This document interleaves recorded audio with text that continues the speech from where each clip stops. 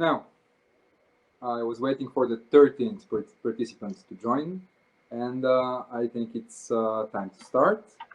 Why it's time to start? Because we are launchlabs Sofia, and we are the business redesign studio that starts its sessions on time.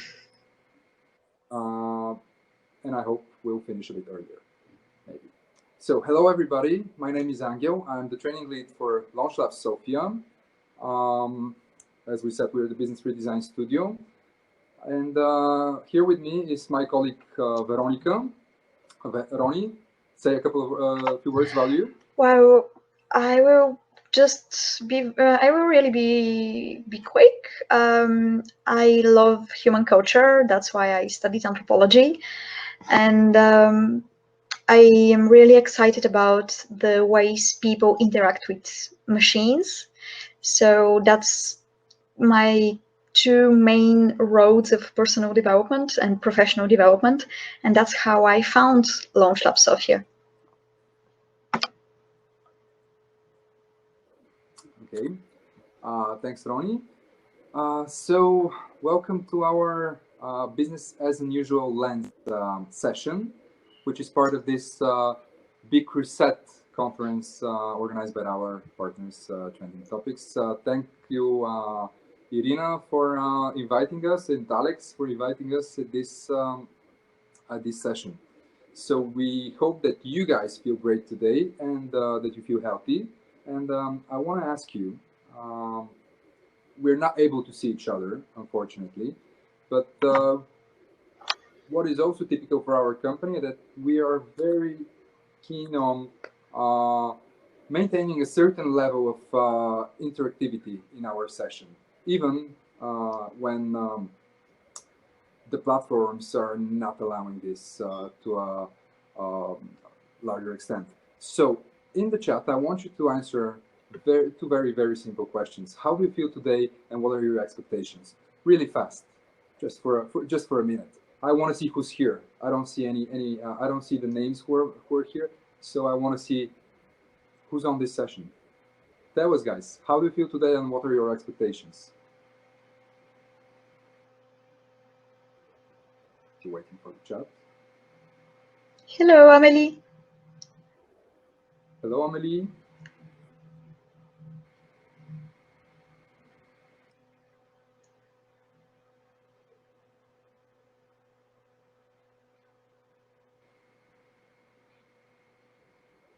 Okay, if Oh.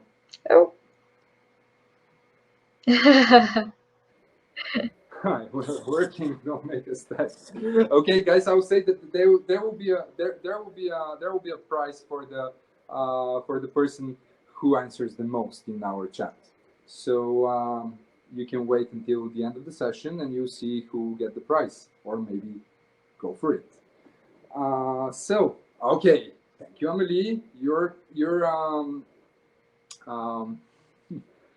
Okay, Amelie is still learning about Bulgarian business ecosystem. The person coming from abroad to start her company here. Michaela also feels pretty good, except and she's expecting to learn something new. Okay, we're all expecting to learn something new here. I feel great today, and I am very excited about participating in this session. So my expectations are to have a fruitful session and really break the business as unusual lens together with you guys. So a couple of words about launchlabs Sofia. We are on the Bulgarian market for already 1 year. Before that, we were operating as under the name designthinking.bg, which was founded in 2014. And we were the first design thinking studio founded in Bulgaria. And a year ago, we became part of the international network of launchlabs offices with offices in Berlin, Basel, Sofia, and soon to come in Bangalore. What we do, we redesign mindsets, experiences, and spaces. We redesign mindsets through hands-on training programs for a more holistic and human-centered approach to innovation, Our trainings are always very practical and very interactive. We do it in order to prepare a critical mass of people within companies who can start together with us redesigning experiences. So we redesign experiences through sprints in products and resulting in products and services that work intuitively and create more value for customers and businesses. And of course, our third pillar of the third pillar of our work is the space redesign. We redesign physical and virtual spaces that improve employee productivity and, of course, customer satisfaction. Considering the specific business context for each company that we work with, we mix and match a wide spectrum of disciplines that spark innovation. Just to name them, these are design thinking, futures thinking, lean startup, service design, and brand design. Thank you, Chrissy. You brought amazing value to this company. So, our portfolio, we don't have such a slide. Our portfolio includes work for global corporations, successful mid-sized companies, non-profit organizations, and public institutions. So, let's jump straight to our to the intention and to the goals of this session. So, what is the goal of this session? To initiate a shift towards an optimistic business point of view. We'll explain what this means, but let me think about what you think about optimistic business point of view. You can use the chat here. I know you work, guys, but we said it's a session, and we said there are prices.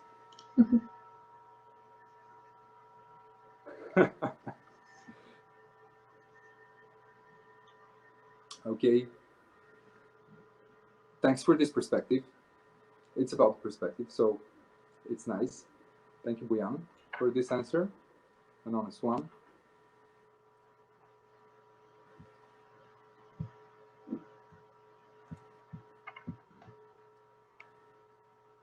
Okay. We have a draw here. Boyan and Amelie are have the most answers right now. So, Roberto, what was the question? We'll ask another question. This is a session about questions. So we'll ask another question and you'll be able to answer it. So guys, can we move to the next slide? Just to remind you, slides you can make the presentation larger if you don't want to look at me or Ronnie, which is something that you don't want this actually. So there is an answer from Amelie. In the last, I'm sorry, Ronnie, I didn't hear that. There is an answer from Amelie about your question. Okay. Okay. Thanks, Amelie. So the last couple of months, I told you, together with many months ahead, will be and are a time of some sort of collective uncertainty. And in these times of insecurity, it's pretty normal for people to start asking themselves many, many questions. I told you, it's a session about questions. And what could these questions be? It could be about the company, where they work, and how to stay relevant to the fast-changing workspace. It could be about their businesses and how to create and deliver value to customers. It could be about the future and what to do in this crazy world that will never be the same again. You don't know. But I'm sure in the last couple of months, you were asking yourselves all kinds of questions. So please share some of these questions with us. If someone wants to share them live, he can request to share audio and video and jump in the session. We'll will join us in this panel where you see the other people. Do we have a volunteer for that? It will give you extra points.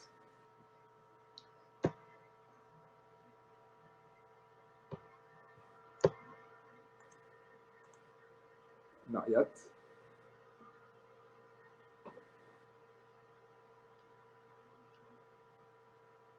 So what about some questions?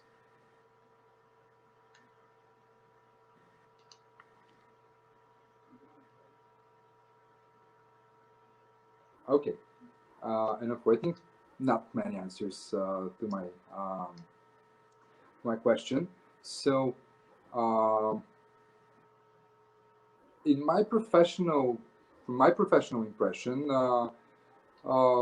many people and companies weren't asking the right questions, and why they weren't asking the right questions? Because they were asking straightforward questions. Like, I need to digitize the entire operations. How can I do that? Or I need to go. How can we go digital? How can we transfer all the analog operations that we were having into the digital world? Are these the right questions? As design thinkers, we would say no. These are not the right questions. This kind of narrow framing of a problem poses a risk to miss a great opportunity here. And here I'll get and I'll answer Emily, and she said that she's optimistic to think that the crisis will lead to inventions of new ways of working and business relationships. Yes, not asking the right questions actually poses the risk to miss these opportunities. So the current situation has accelerated the digital transformation in many companies. Just think about this. If a bank was thinking of launching an online app, they're launching it now. If a restaurant was thinking of adding online orders, they're doing online deliveries now. If a telecom was considering enhancing their digital marketing, they're no doubt doing it right now. And this list goes on and on, right? So this is a great opportunity to digitize all the things that were postponed at some point.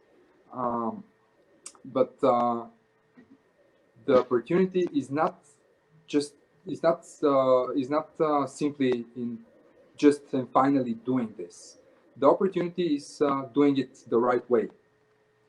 And doing it the right way means inviting broader exploration of the problems and the challenges the companies are having right now. So why not ask questions that can invite possible solutions, that can attract more people to feel inspired to work on these possible solutions? How might we help people? Like, can we move to the next slides?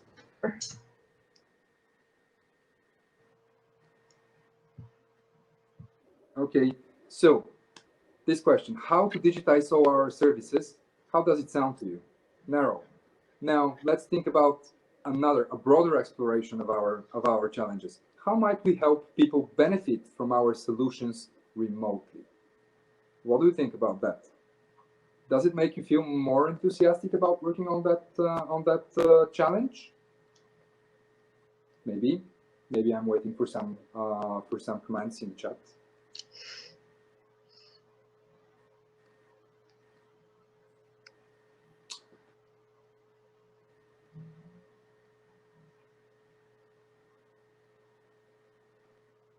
A bit. Okay, a bit. Fair enough. That's a fair answer. Now, can we move to the next slide, Tony?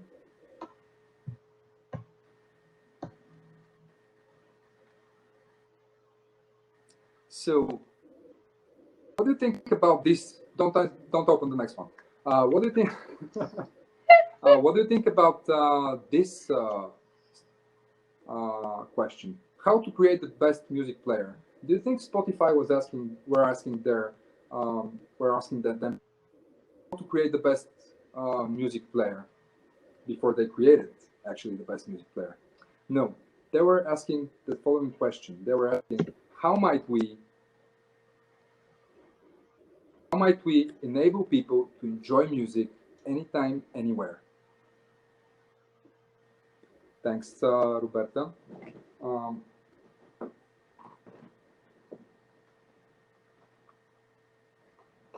okay, so how might we enable people to enjoy music anytime, anywhere? Actually, this is the mission statement of Spotify. It um,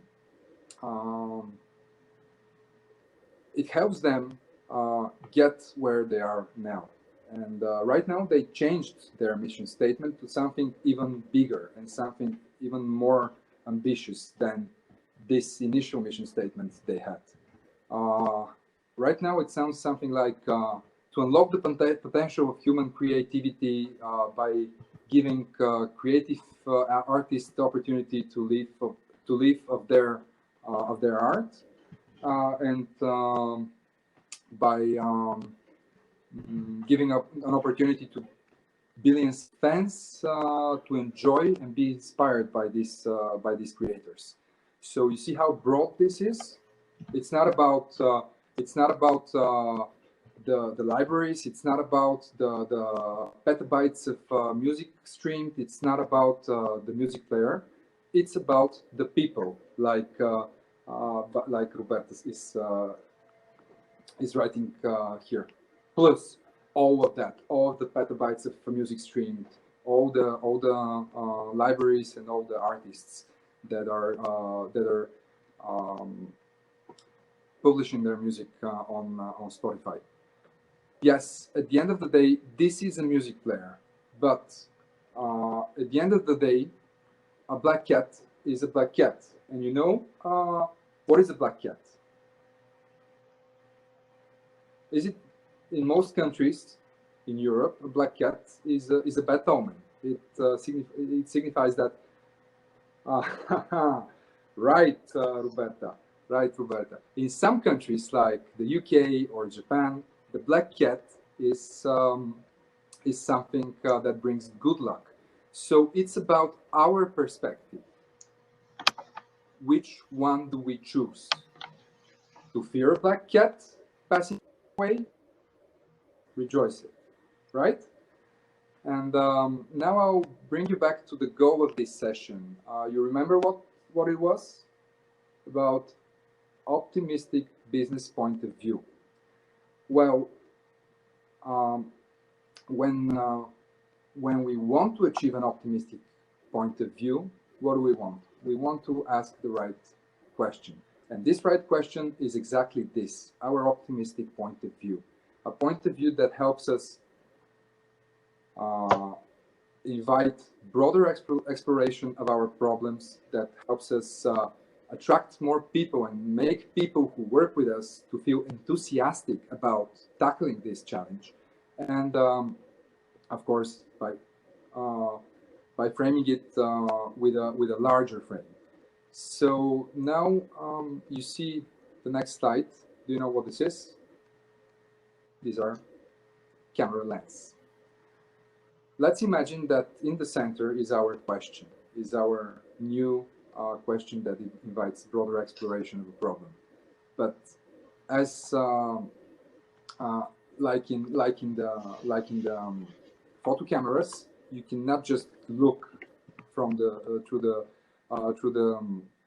camera and take a picture. You need a mechanism. You need the diaphragm of the camera. So these are the diaphragm blades. And in order to frame this question, we need to answer many other questions about our business and how do they work together. And this is why we created the business as unusual lens, to frame our question and to for it to help us create a better one. And we called it a lens because it's pretty obvious that we want to look into the future.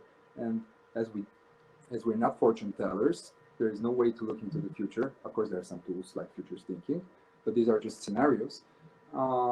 We cannot look into the future. We can more or less create more options in a time where it's not very obvious that there are some possible solutions outside of how can my business survive, or how can I keep my job, or so blades of the diaphragm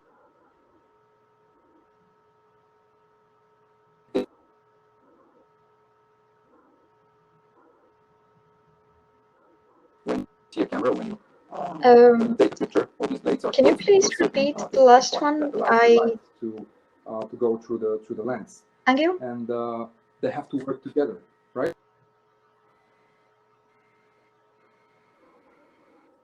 Yeah, there was a bug from your computer, so if you can repeat your last 2 sentences, please.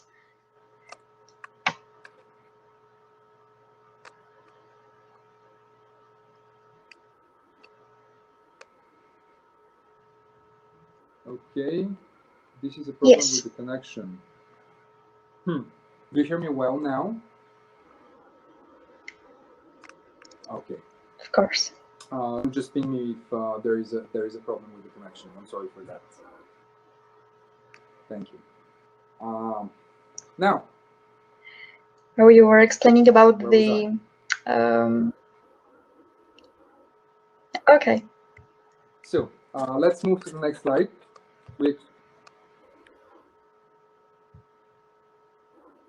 And the next one. So in order to invite this and to see what are the other elements of what are the other elements of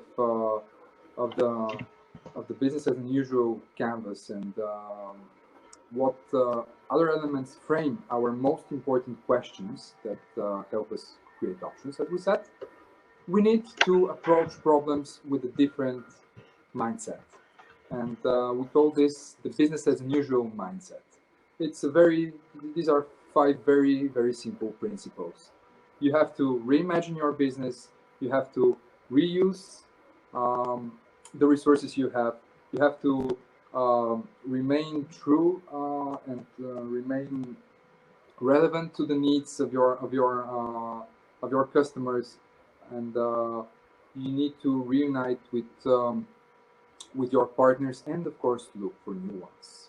And very soon I'll share with you the example. So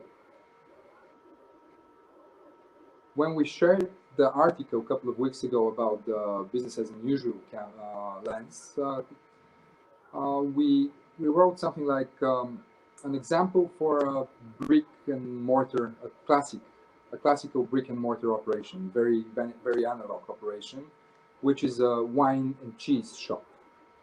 And how can you transform this into a digital business? Do you even need to digitize it? How do you do tasting if a person cannot visit this shop? What is the most important part of it? Why do people go to a wine and cheese shop? To do tasting, to get the experience? All these kind of questions are unanswered, and we decided to answer these questions. And we decided to answer these questions by working with a small company that is specialized in wine tasting and selling Bulgarian wine with typical Bulgarian sorts of wine in Germany. So I would ask Roni to just share her mural. Okay, I suppose you can see it now. But before okay, I'm waiting. Do you see it now? Not yet.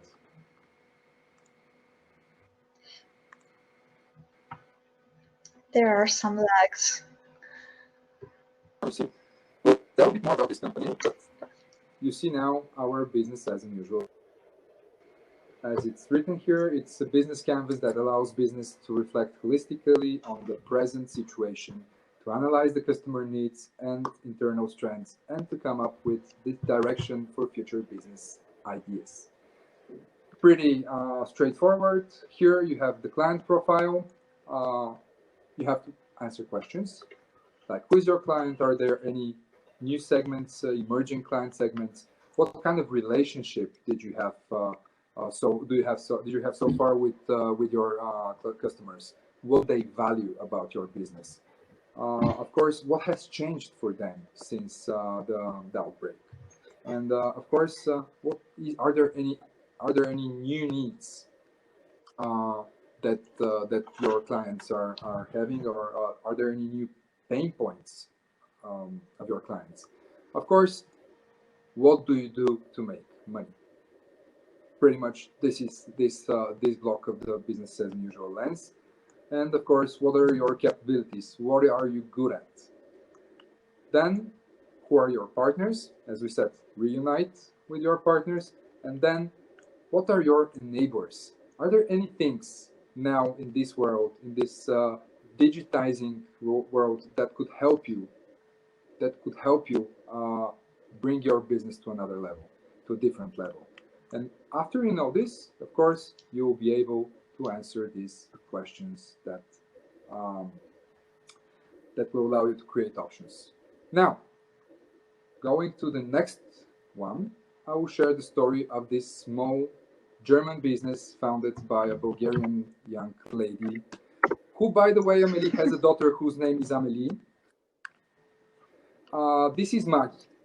Maggie lives in Germany for already a couple of years, and she's a lawyer. So she started a side business with selling Bulgarian wine to wine expos and having an online shop. So what was her business model? Pretty straightforward. She's visiting and participating in wine expos in South Germany, and there people are buying large amounts of wine, like many boxes of wine, and then maybe when they like the Bulgarian wine, of course, they order via the online shop some more wine.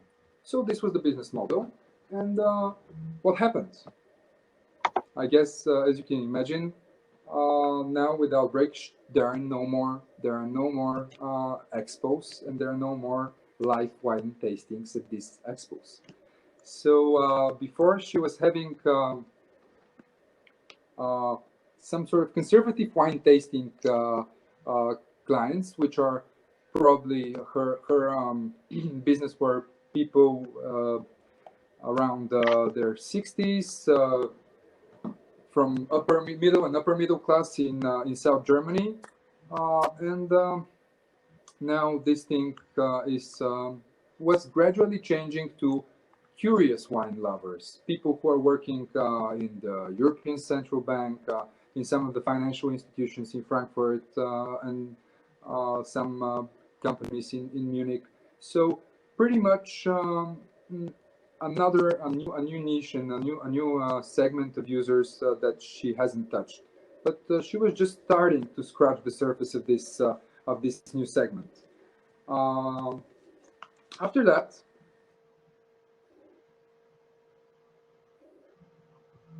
Geli, you have a problem with your connection again? Geli? What was the relationship the company is having with its okay? Can you please repeat everything? Is it okay now? From the second point? Yes, it's okay now. So if you can just repeat the second point. Yeah. It's okay now. You can do it like this because I can't hear you for some reason.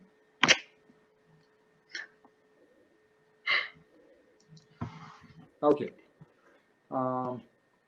So let me go back to this canvas, to the lens. Oh, not this one, this one. So the relationship with her clients is personal, and it was offline. So how do we transform this? We'll see. I'll tell you in a while.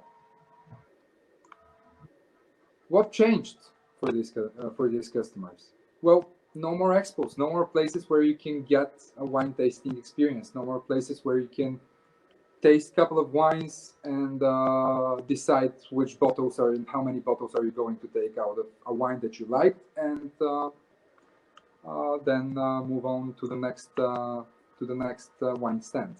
And of course, no places to deliver and for the customers, of course, to get wine tasting experience. What was the client empathy? Well,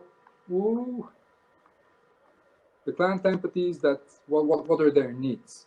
Well, they need to spend quality time while having a hassle-free wine discovery. And these are needs that I can tell you are pretty valid. You'll see.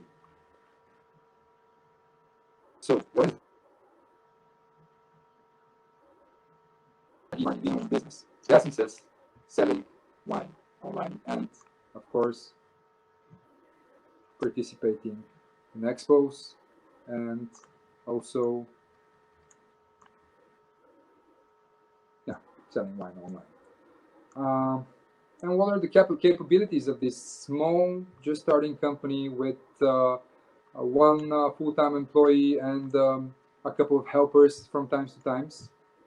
Well, the capability is knowing the wine sellers who are offering premium Bulgarian wine from endemic grapes.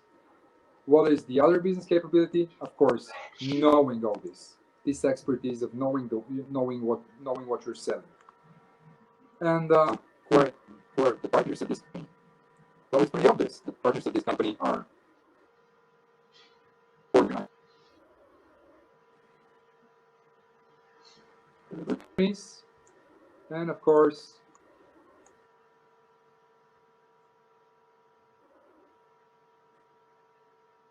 delivering you the wine. And now, the situation has changed. Now, Maggie had to think about what could enable her business.